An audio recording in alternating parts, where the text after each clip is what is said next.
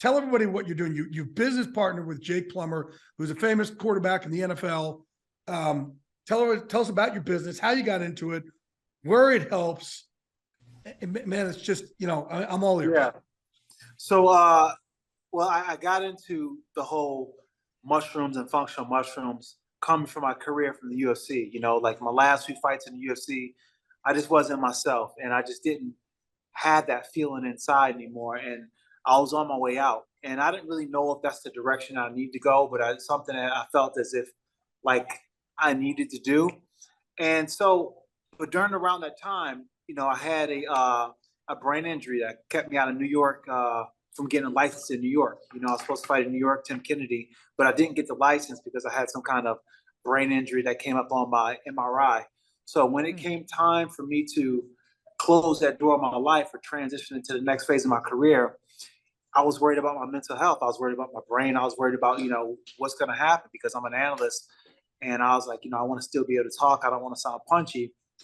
So I really started to look into things to kind of bring me back, bring my mind back. And then that's when I discovered mushrooms in general. It started off first with the psychedelics, the psilocybin, but I ran across an interview with Paul Stamets and Joe Rogan.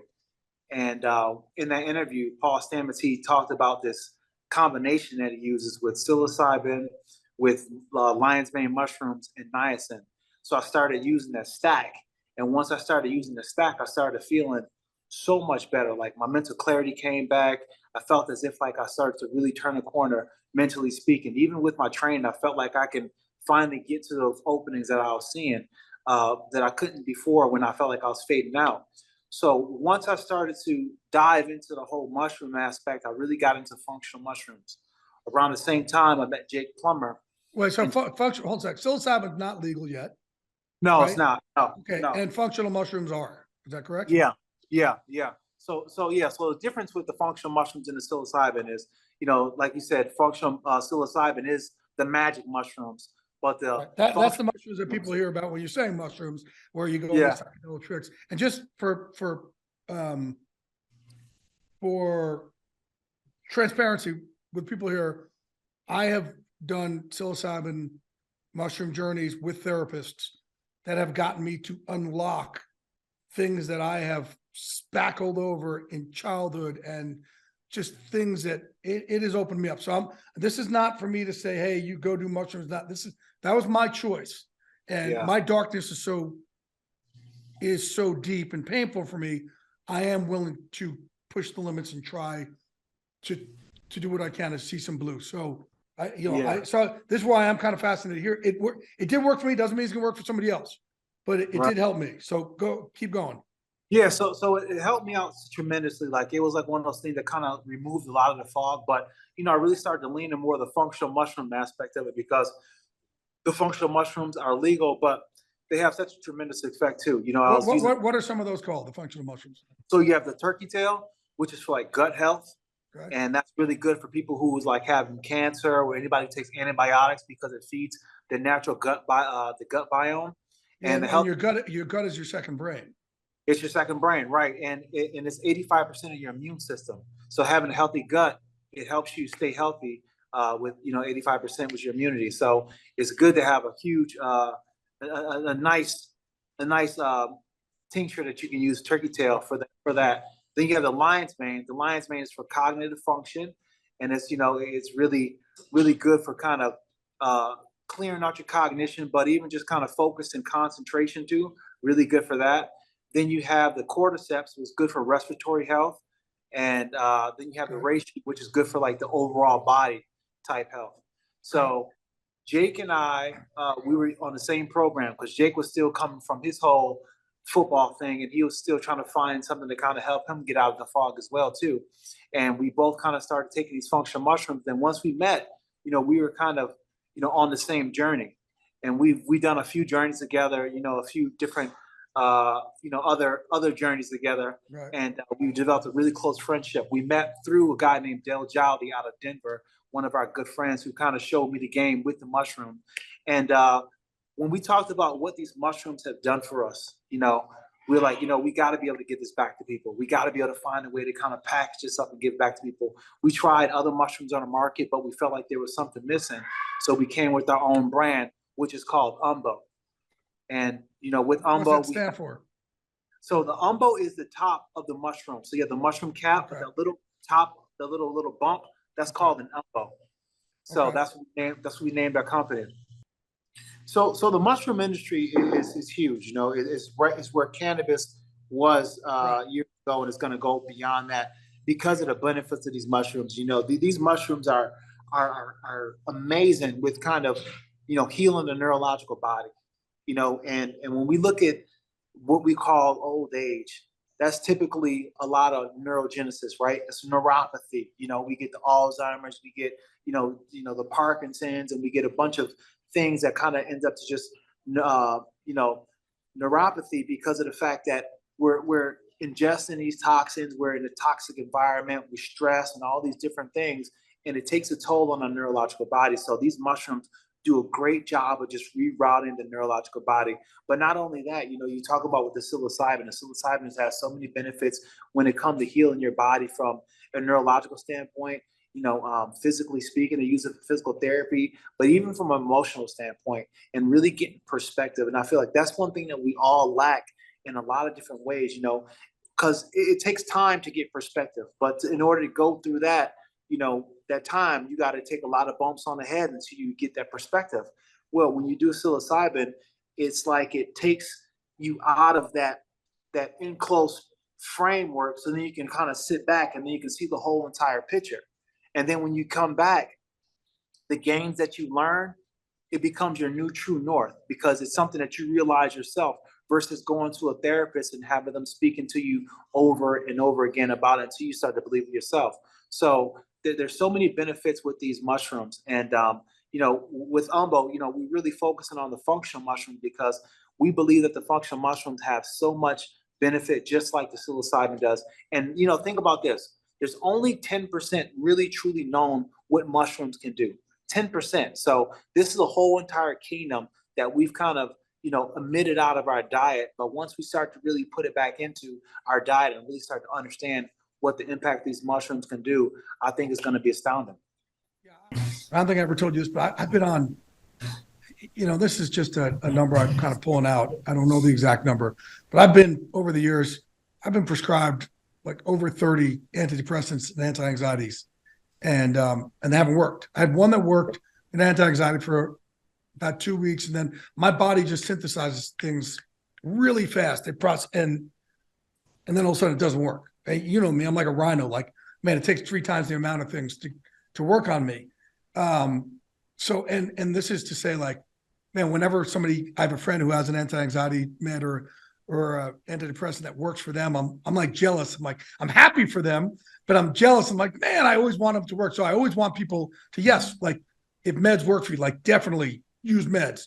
But I had to go out of the box to try and find other ways to help me through my darkness. And some of that darkness, bro, you've seen me at some of my good and some of my bad. The bad is fucking bad. It's dark. So I'm like, shit, yeah, I knew a lot of our veterans were using psilocybin and trying that. And I heard more fighters using it. So I'm like, I'm going to give it a shot. And it did. It really got me to see, like you say, I got to take a step out and see everything from childhood on from a different lens, and then go and use what I learned there with my therapist moving forward. But it got me to stop beating up on myself for why I was a certain way. It got me to understand more why I was a certain way. Yeah, and it really does a good job of that and once you're able to do that, it's you that see it, right? And it's nothing that anybody needs to convince you of. It becomes a true north for you and a true understanding for you. One of the biggest tools that I use, that one of the medicines that I did, I've done ayahuasca journeys and things like that, but it was a 5-MeO DMT that, the toad for me, that to me was one that truly was the most impactful for me because it truly allowed me to have a perspective on myself and on all of this around me, which I didn't even have before. So when I came back into the physical, I no longer seen life the same way. It was almost as if like Did you I die was during reborn. did you die during yours?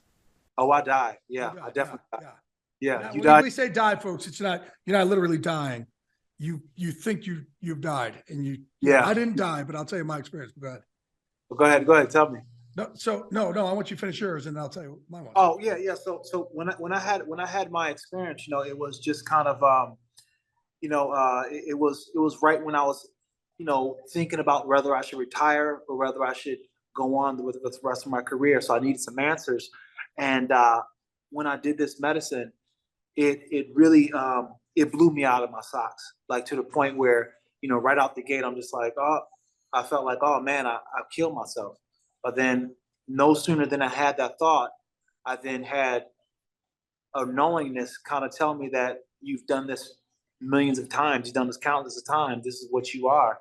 And then I had like this beautiful feeling of just this connectedness, and it's truly something to behold and not to be told, because it's there's really no words for it, right? It's a place where there's really no words that can truly describe the difference between this reality and a reality in which we are truly a part of.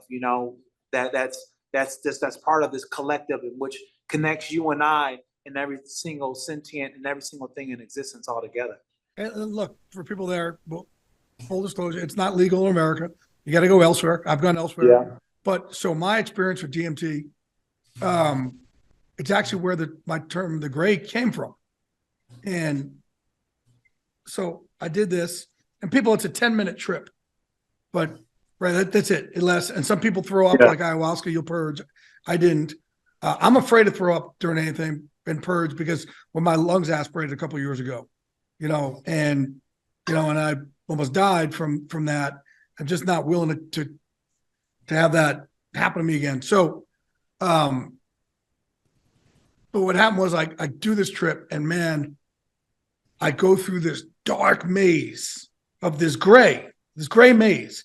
And I'm going through this gray maze, going through this gray maze, going through this gray maze.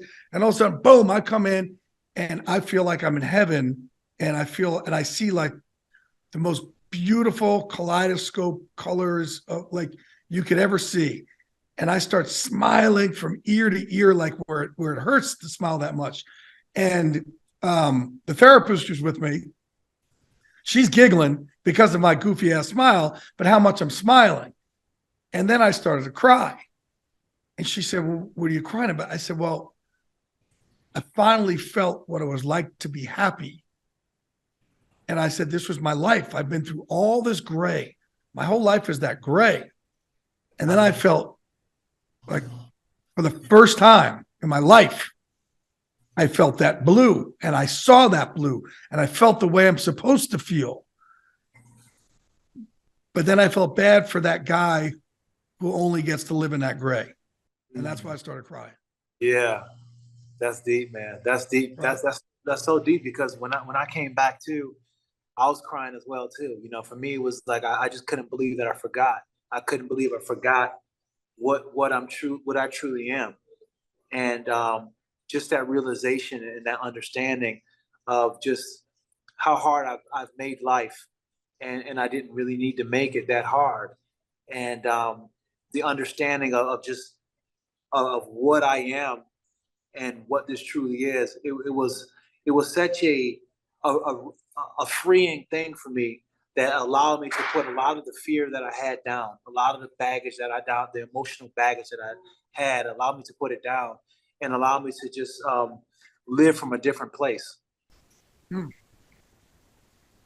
Yeah, it's been powerful, and it's and again, as things come out too, I'm gonna try them. Like if a new antidepressant comes out, I'm gonna fucking try it. Like I'm not gonna stop working on myself. Same way I won't stop working on myself physically. I'm not gonna stop working on myself between the ears. It's easier for me, for gains physically than it is between my ears.